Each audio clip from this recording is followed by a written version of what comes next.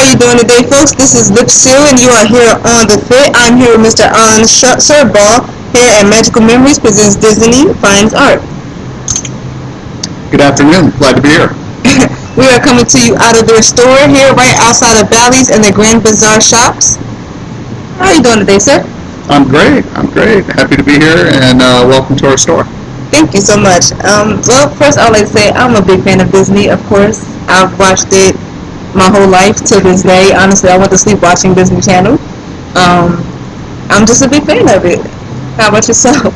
Very cool. So am I. Grew up with a lot of films. It's embedded in the culture. And I think when you look at people that come in, you've got everything from kids who are into new movies like Frozen. And then you have people that are my age and older that know the classics like Steamboat Willie and different versions of Mickey and Fantasia and all the characters that have been put out there over the years by the Disney Corporation. So with the new movies, do you think these new movies, do you think there's something that the older crowd can relate to as well? I think so. I've met a lot of adults that get real excited about Frozen, and I think we all know that it was sort of targeted toward a younger audience, young girls with sisters that see it, can really relate to it, but yet it seems like a lot of the parents and grandparents are just excited to either buy some artwork or take the kids to the films, and they seem to enjoy it as well. Well, that's one thing about Disney. It also makes you feel young no matter what your age is. Absolutely. I like that. So I would like to talk a little bit about your store now. You guys have a lot of artwork here. At any point, do you have duplicate art? Or if somebody buys it, would you be able to get the same piece, or is every piece its own unique style? Right, good question. Here's how it works: is the artist creates the original painting. They give it to our company, and at that point the piece gets scanned, and then it gets printed. So what mostly we do is limited editions, and those are the original, and then an edition of maybe 50 or 95 pieces. Those get color matched, approved by the artist, approved by Disney, signed.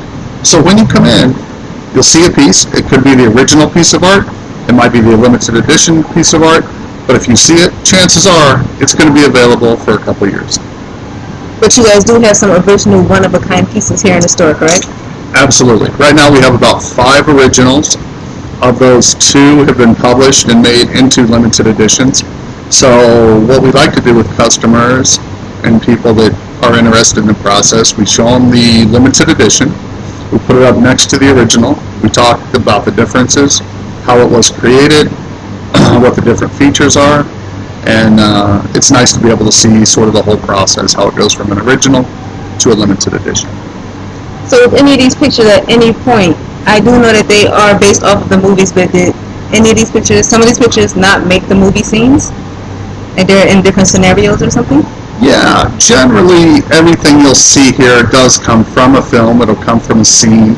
It may be the artist's interpretation of it, so it may vary a little bit. But we have a few artists who kind of have their own vision of Disney, and they'll do that. And so it's from a film. It'll be a character, but it might be their own version of it. And so you might be able to appreciate the work of art. It may not be exactly as it comes from the film. It may be how they see it and their interpretation of it. But most everything you see is pretty recognizable from a film. Do you ever get to meet any of the artists? I do. I know, let's say we carry 30 different artists, which is about what we do. I probably know 7 to 10 of them, and of those 7 or 10, I've got 2 that have become really good friends. I worked for the publisher when it first opened up in early 2000s, and so being in Los Angeles at the publishing company, the artists would come in, they'd sign the work, they'd work in there, they'd have a studio there at times, and we'd get to meet them, became friends with some of them, and to this day, still a lot of good friends. Cool. Do they ever come here in the store? They do.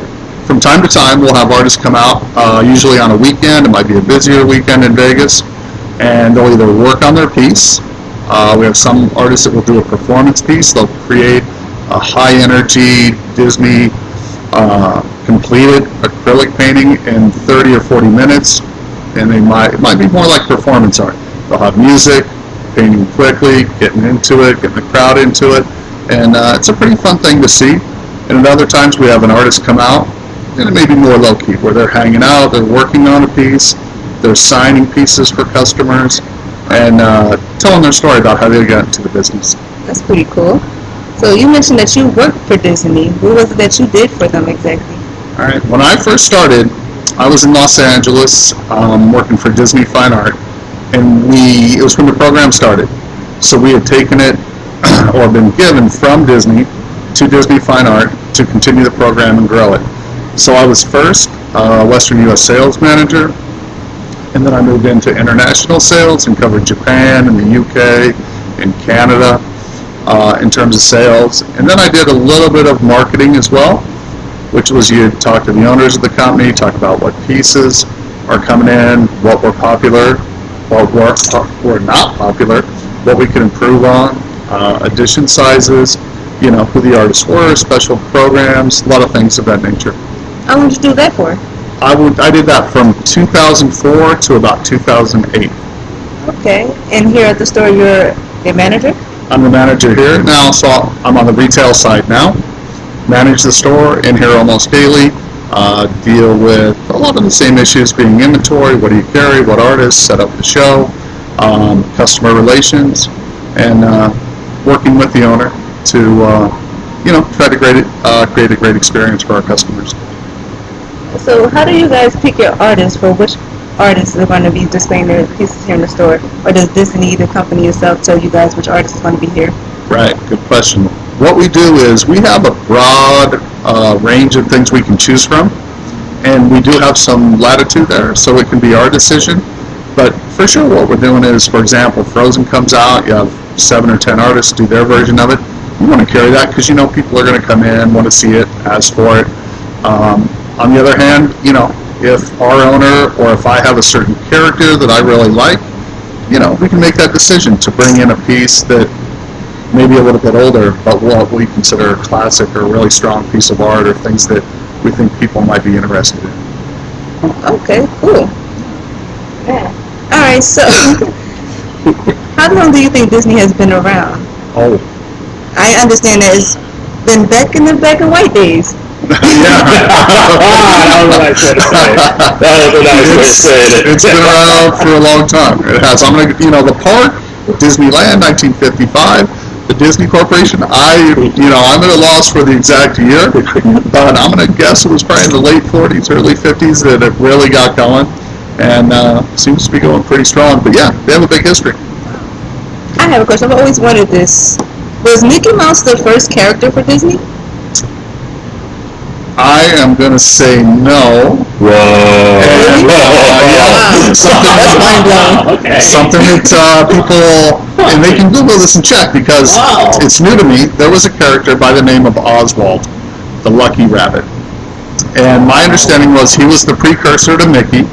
They're very similar, although, Mickey Mouse, Oswald's a rabbit, but they have a lot of the same features. Now, my understanding was Oswald was created first, but he had sold the rights to Oswald at one point. And so Oswald went away for a long time, and then just in the last few years, they had gotten the rights back, and they did a trade for Al Michaels when Monday Night Football switched from one station to the other. And so they got the intellectual property back for Oswald, and they bargained it with Al Michaels. So there was like a story that was the first time a human being had ever been traded for a rabbit. And we have that piece in here. We actually have the original by Trevor Carlton, and then we have a limited edition. And if anybody comes by, happy to show you the process, and also happy to show you what I'm pretty sure, not 100%, but I think was the precursor to Mickey Mouse. Wow. Wow. Okay. All right. Mickey Mouse is everywhere. He's like the face. When you go to the Disneyland or Disney World, the Minnie Pooh is his head.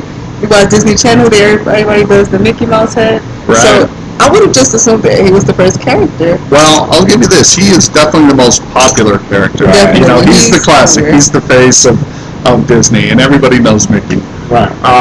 And there's a reason for it. He's stood the test of time. And personally, I really like Mickey a lot.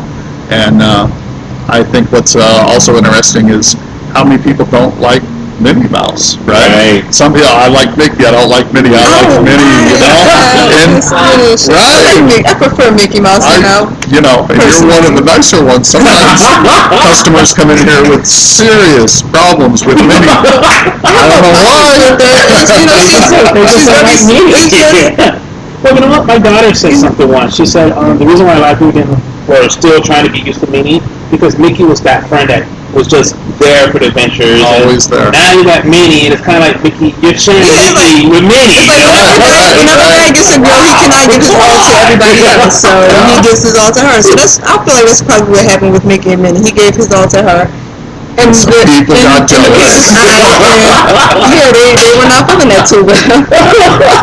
I think that may be right. But I'm also a big fan of Minnie. We have some artwork, not nearly as much as we do for Mickey. Right. But some pieces where they're together, Mickey by himself, Minnie by herself. But yeah, it's fun, all the different aspects of Disney and people's preferences. I'm not trying to take the show away, but I noticed some of if you're into landscaping or into any of those kind of dude. I've seen this one with the Peter Pan is just like, and he's not even in it. Well, yeah, he is. He's like way up there, but he's it's not even about really small. It's like Neverland. Right. I've never seen a shot like that. I was just like, that's right. Then you have the castle over there. Is that for? The top one is from Beauty and the Beast. That's what I thought. Beast Castle, but no characters. No one's never seen. I've never seen the castle itself like that before. That piece holds up on its own, and that's what I love about it is I could go into somebody's house and not know, and just say, "Wow, that's a great painting." And it doesn't have to have the characters. Oh, right. And certain artists, they're into the castles. We've got about 5 or 6 different pieces. Sometimes the characters are there, sometimes they're not. They got this really cute one with Minnie and Mickey. I know people might not want to hear it, but they have this like they're in Italy or somewhere. It's just really cool. It's just like I've never seen scenes like that. And that's what I talked about with the piece being a legitimate piece of art on its own. That you can imagine the characters not being there and the painting still holding up and looking really good. So there's some super talented artists, and they all have their niche or style that's uniquely their own, and that's what Disney wanted, was they want different versions of Disney characters, but they also want to know that the artist has put their touch on it. Creative freedom. Yeah. Pretty cool. Now, you mentioned that they sold Oswald the Rabbit, and they switched it back because Friday Night Lights, they sold their company to a channel. That could be. For sure, what happened was Monday Night Football was owned by, it was either ABC or NBC, and that switched back in the last couple of years. When they did that, Al Michaels was the voice of Monday Night Football. So, when the other channel took it, they wanted Al Michael to come with that package. But in return, they had to give up Oswald, and that went back to the Disney company. Sort of its maybe rightful home, right? And but that's for a long time why people wouldn't have seen Oswald. And if that never happened, if it wasn't sold, you could have seen a different outcome to Oswald could possibly be more popular than Mickey. I was going to say, now that Oswald is back, do you think that they will push him because he was the original cartoon? I think they'll definitely put him out there. I know they've had him in a video game, and we're seeing him in some artwork, but I don't know how hard they'll promote Oswald. You know what I mean? It's going to be pretty hard to beat Mickey. Yeah, they're probably pretty happy. They're probably pretty happy with Mickey. So now Disney has a lot of networks. Then if they work with Monday Night Football, they have Disney XD, they have the Disney Channel, the Disney Radio, Marvel, ABC Family. Right. They have a lot of networks. How is it that they're incorporating everything together? Well, I don't know a lot about that, but I do know that every time I turn around, I see.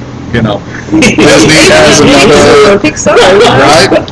Star Wars is now, that brand is under Disney. And that's another question. ESPN. So I seen that with Mickey Mouse, he had on a Darth Vader suit. So we'll probably see more of that. You'll probably see more. You got Mickey Mouse dressed up as Spider-Man. Right. Yep. You have a lot of, Now, here's another question for you. Now that Miss Lucille brought up Marvel, Star Wars, are you guys going to start carrying that in here now? Now, yeah, it's different. That's a good question, and I know. Things like Pixar, Cars, Toy Story, Monsters, Inc., we have some artwork.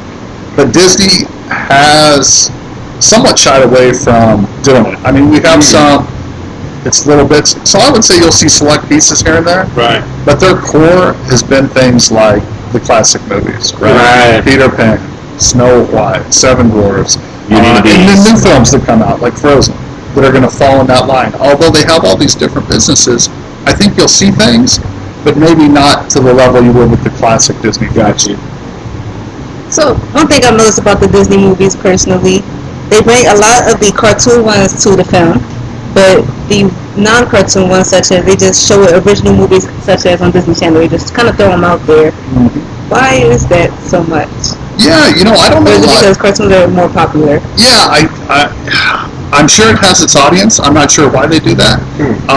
And that just, we sort of stay in our fine art realm, so we don't get a lot into the film and TV show business with it. But, I think they do a good job of creating certain channels for certain age groups and certain children. I really love Disney XD, but I prefer Disney Channel. Everybody's got their thing, All right, so one last question. We're going to wrap it up pretty soon. All right.